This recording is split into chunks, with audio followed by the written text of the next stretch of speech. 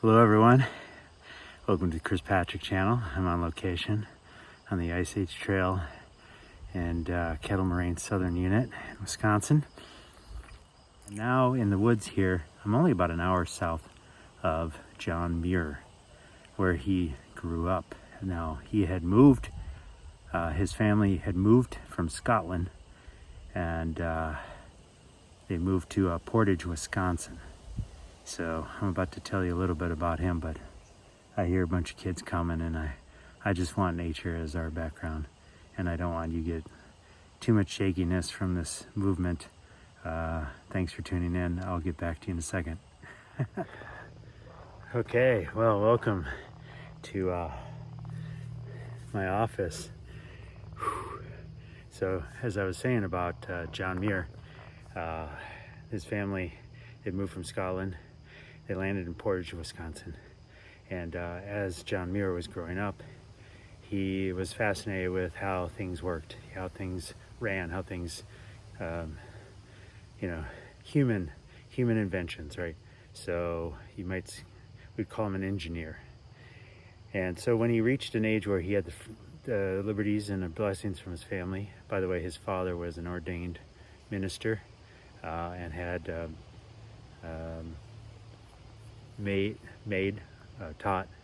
teached the kids biblical lessons in the Bible to almost where he had it memorized.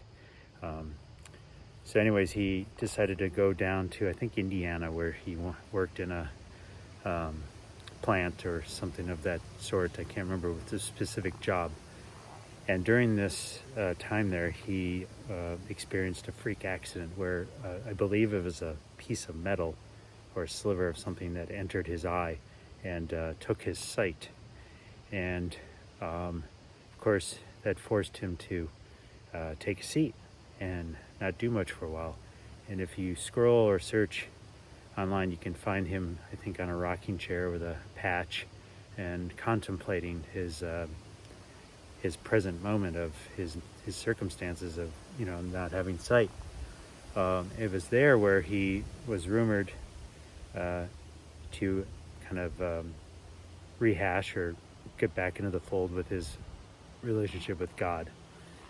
It was there he had said, hey God, if I was to receive my sight back, I will devote the rest of my life not admiring what humans have made, but what you have made and created. So all around here. Just a backstory, there are some inventions of John Muir at the UW-Mattis campus.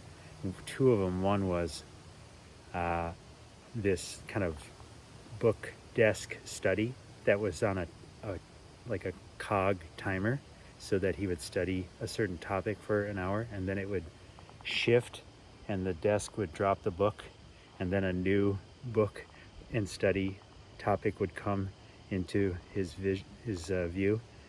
He also invented some sort of alarm clock bed where once it hit whatever 6 a.m. the bed would slope down and slide him out of bed.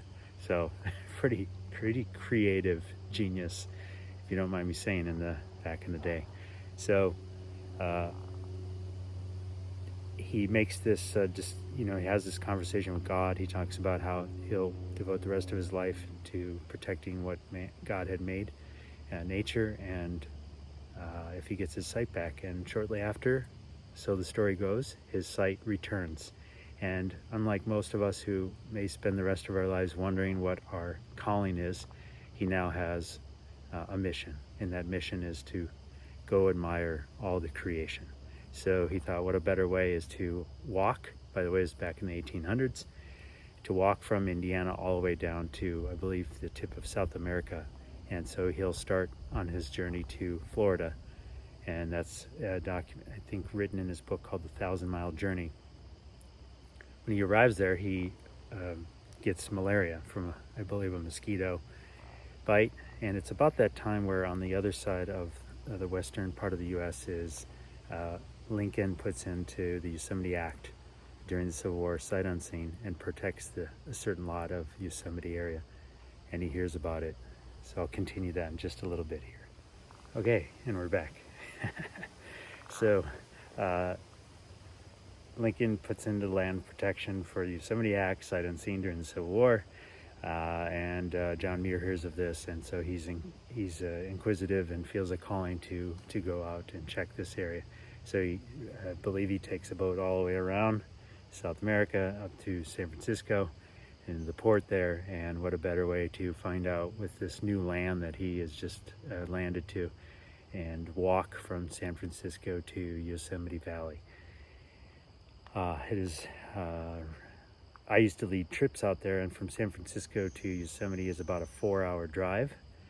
By wagon, I believe it used to take up to 4 days, and I'm not sure how long it took him to get there. I'm sure he was taking his sweet time admiring the beauty on the way there. So once he gets there, he falls in love with it. It ends up becoming kind of his foundation of who he is, and I'll get back to you on that in just a second. So I thought I'd tell some of this story while I'm walking, just to reenact John Muir's walk. So he gets there and he falls in love with Yosemite, and he kind of starts to become known as a naturalist and an expert of the area. At some point where Theodore Roosevelt, also a naturalist and a president, seeks John Muir out, and there's a plaque at the bottom near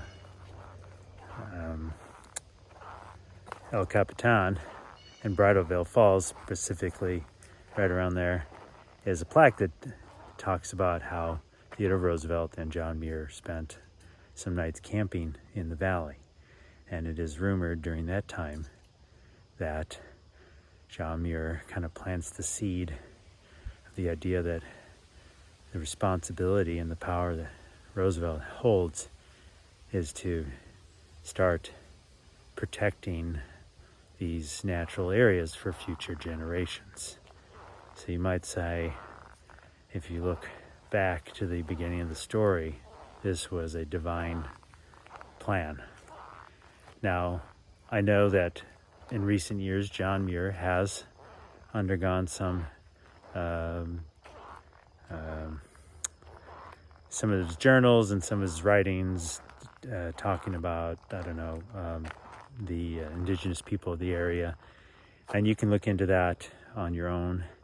I will say that not necessarily in defense, but to remember he who has not sinned cast the first stone. And all of us have sinned, and all of us who judge ourselves. So, think and look of the bigger picture of his contribution of the national parks. And, probably in manifest destiny, it was only a matter of time that these areas would be overrun. And whether he made it better or worse, I'm not going to vocalize, because I am grateful for the national park system. I'm grateful that the parks went into protection for future generations so that we can all go there and visit it. So, thank you for tuning in. Hope you enjoyed this. Sorry for the shaky shakes. I hope it was worth it. And again, here I am, just surrounded by dense forest. It's so beautiful. I hope you get out there, because John Muir says something along the lines that all the answers to the world and your problems or whatever are all in the forest, and that something along the lines that even the forest is better than a church, something for meditation, contemplation, and being close to God. But don't quote me on those. I am not checking anything while I'm making this video. So perhaps it's just for me to poke you to look deeper into John Muir and his writings. Very eloquent.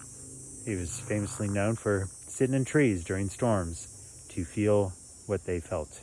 So, and he was kind of, I used to work for a company called Bindlestiff, And Bindlestiff is a hobo, someone who with that hiking stick and the handkerchief, right?